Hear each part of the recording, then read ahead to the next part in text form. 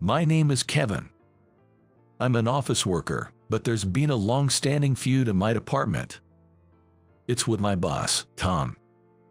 Tom and I always seem to clash. Tom, I really think that approach is bound to fail. Let's plan this out properly. Tom's work is always sloppy, and it causes trouble for the other employees. Everyone is too scared to stand up to the fearsome boss, but I'm the only one who speaks out. Ah, shut it, Kevin. You're so annoying, Tom would say with an annoying sigh, often leading to a big argument. Today was no different, with Tom and I at odds again. What was unusual was that despite being lectured in front of the other employees, a humiliating situation, Tom kept smirking triumphantly. What's with that attitude? If you have a problem, just say it. Then Tom said, it's because of your attitude, that you're a failure as a husband. His smile was like that of a devil, as if he knew everything about my private life. Tom slyly covered his mouth and said, "Oops, can't say any more than that," before heading outside for a smoke. I couldn't stop thinking about what he said and immediately followed him. I have a wife named Emily, 2 years my junior, but our relationship hasn't been great lately. I called out to Tom, who was about to light a cigarette, and asked him what he meant by his words. Tom smirked, lit his cigarette, and after blowing out a cloud of smoke, he dropped a bombshell. Emily is going to remarry me. What? My hand trembled slightly. Tom said mockingly, "It doesn't matter to you anyway, right? You are planning to divorce her soon anyway, right? It's true that things between Emily and me had been deteriorating. But I loved her. I had no intention of divorcing her. I wanted to work on mending our relationship." However, as if to dismiss my hopes, Tom said, "You're too full of yourself. That's why she's leaving you.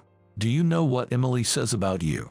After tossing his cigarette butt into the ashtray, Tom whispered in my ear, "He's all talk, that's what she said." He then burst into laughter and said, "Your wife's the best," before heading back to the department. I was speechless and couldn't move for a while. I'm just a regular office worker, working for an ordinary company in New York, and my romance with Emily started at work. We were in the same group during our new employee training, which led us to get along and eventually start dating. We smoothly progressed to marriage. Emily was very responsible. She even took the lead in our training group, and I admired her work attitude. When we married, Emily wanted to keep working, but I wanted her to stay home and take care of the family. So I told her, I'll be the breadwinner, promising to provide for us. Then she said, if we have children, I want to fulfill my role as a mother, so I'm thinking of quitting my job.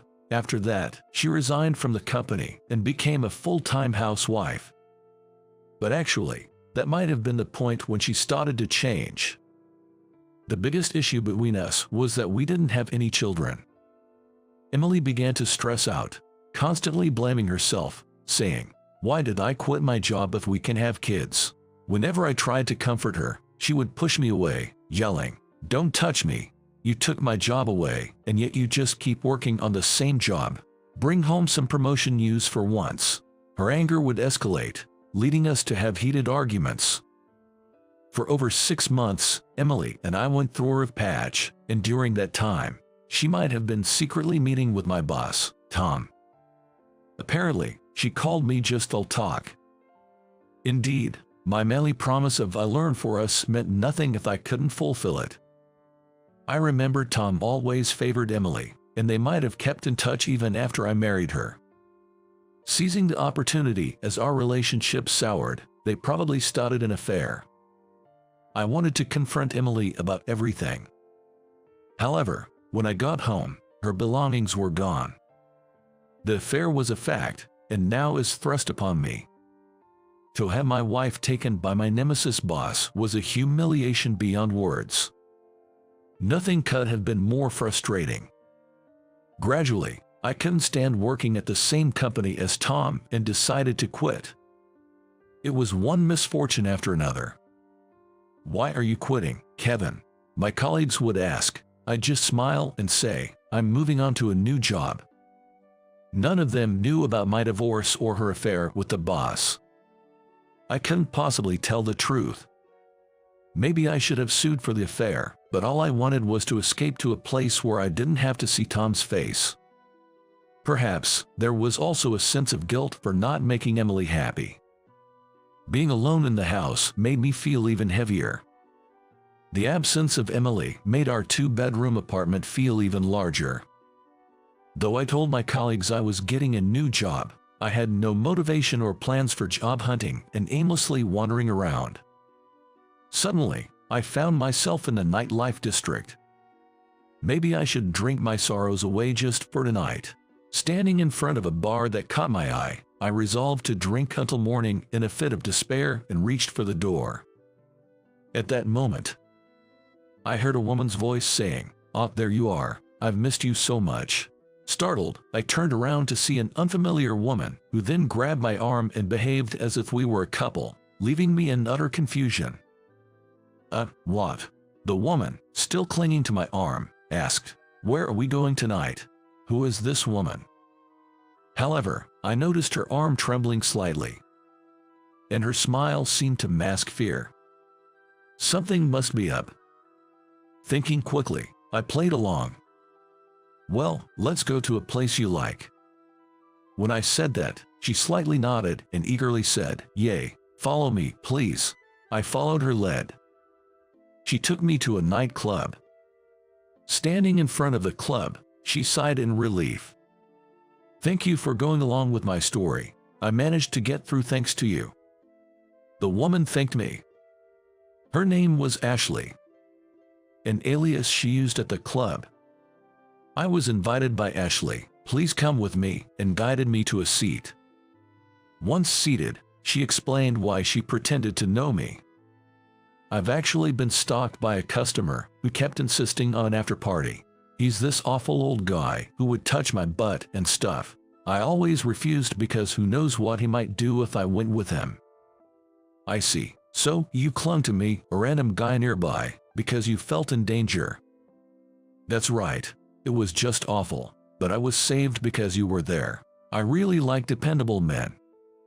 Saying this, Ashley placed her hand on my thigh. Ashley was a very beautiful woman, and just that was enough to make my heart race. Having been called unreliable by Emily and essentially discarded, her words had rebuilt my shattered male pride.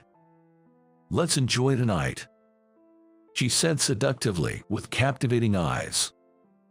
Just then, a waiter came over and said, "Feel free to have a drink," offering us a menu. "Then I'll take you up on that offer." As I was about to take the menu, an unexpected situation unfolded. "Excuse me." A woman suddenly intervened. "Hey, what's up, Sarah? I don't need help." "Ashley, please stop doing this." The woman Ashley called Sarah glared at her intensely. Then, Ashley's demeanor changed abruptly. "What? Come with me." Sarah grabbed my arm and pulled me out of the club. As I was being dragged along, I couldn't help but think about how many times I was going to be grabbed by a woman today. "Should be safe here. Sorry, Kevin." No, it's okay. I'm used to being dragged around." "Wait, how do you know my name? Don't you recognize me?" she asked, turning to face me. "Wait, I've seen her somewhere before." After staring at her for a while, I suddenly exclaimed, Lily. Is that you, Lily?" Lily was a junior from the company I had recently left. My impression of her was a very serious and quiet woman who barely wore makeup. But now, what about her? Her mascara was dramatically curled, and with bold cheek and lip makeup, she had completely transformed into a woman of the night. "You work here?" I asked, and Lily nodded. Sarah was her alias in the club. I knew the company allowed side jobs, but I never imagined she had this other side. "When I saw you come to the club, I was surprised, but since you left the company recently, I thought it wouldn't be a problem to talk to you. I didn't want to see a former senior getting tricked." "What do you mean?" "That Ashley. She's been using some pretty nasty tactics to lure customers lately. Did she grab your arm and say I missed you, making up a story about being stalked by another customer? Realizing she was right, I let out an involuntary yaw. Lily sighed as if troubled. Just as I thought. It seemed I had almost fallen for a kind of theatrical scam. What a spectacle. In front of a junior, no less. I'm so embarrassed. Thanks for the help, Lily. It's nothing really. The club had its eye on Ashley's behavior anyway. I'll report your case to the manager. That's a relief. Can I ask you something? What is it?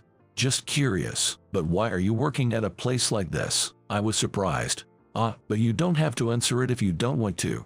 I just wanted to drink until I pass out today. I feel lonely and wanted to hear someone's story. Feeling a bit pathetic for leaning on a junior, I braced myself and asked her. Lily seemed to ponder for a moment, then whispered, "It's Kevin, so I guess it would be fine." And then she said, "Okay, I understand," and began her story. Actually, I'm being forced to work at that club, almost like it's against my will. What? My mother is a bit of a mess. After she divorced my father, she went off the deep end, got involved in some weird religion, and racked up a huge debt. Now, I'm the one trying to pay it off. But, that's your mother's debt, not yours, right? Then Lily turned her face away. I've always done whatever my mother told me to. She demanded money, so I just followed her orders. Lily shared that she grew up enduring violence from her mentally unwell mother, which made it hard for her to defy her. I used to be a brighter girl, but ever since my mother changed, I've become shy and gloomy. I hate what I've become. She, who was always expressionless, distorted her face only when saying these last words. It must have been a very difficult life. A life bound by her mother. Watching her, I strangely felt the urge to help. Why don't you just run away from your mother? Lily looked at me with surprise in her eyes. But, I've tried to run away so many times, but I'm scared. Her presence is just. Her shoulders were trembling slightly. She might have been reliving unpleasant memories. I gently placed my hand on her shoulder. Then let me help you talk to your mother. Why would you go that far for me, Kevin? I shrugged and gave her a smile. I had divorced. You know about Emily, right? She was having an affair with Tom. A divorce, really? I said yes and tried to smile. But inside, I felt like crying. I ran away from that job. I had to escape. It's embarrassing and pathetic, but I ran and ran. I repeated the word ran and then said, I'm trying to grab onto the next happiness. I surprised myself. Just moments ago, I was in the depths of despair, but now I could say something so positive. It's okay to run from the past now. Next time, you just need to find happiness in the future. It felt like I was telling myself more than Lily. Right, I should also look forward. The reason I wanted to help Lily was that I saw her in the same brink of despair as I was. When I looked up, our eyes met. Lily, with a slightly apologetic expression, asked, "Will you really help me?" "I definitely will," I replied, and later arranged to meet with her mother.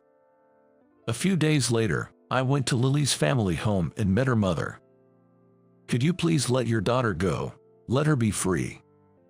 But her mother yelled, "Don't stick your nose into other people's family matters. Your daughter is an excellent worker, but if she keeps juggling a day job and a night job, she'll break down eventually. Are you okay with that?" I found myself shouting. Still, her mother refused to listen and threatened, "If you say another word, I'll call the police." But then, Lily, with tears welling up in her eyes, said, "Mom, please stop. I'm going to leave you, Mom." It seemed my words had given Lily the courage she needed. Despite her long-standing fear of her domineering mother, she now confronted her with all the frustration she had been holding back. It was an ordeal so terrible that I wondered if it was even appropriate for me, an outsider, to hear. The realization that her daughter was truly leaving must have struck her mother, who then pleaded, "Please, don't abandon me." But Lily's resolve didn't waver, and finally, she said goodbye, pulling my arm as we left the house.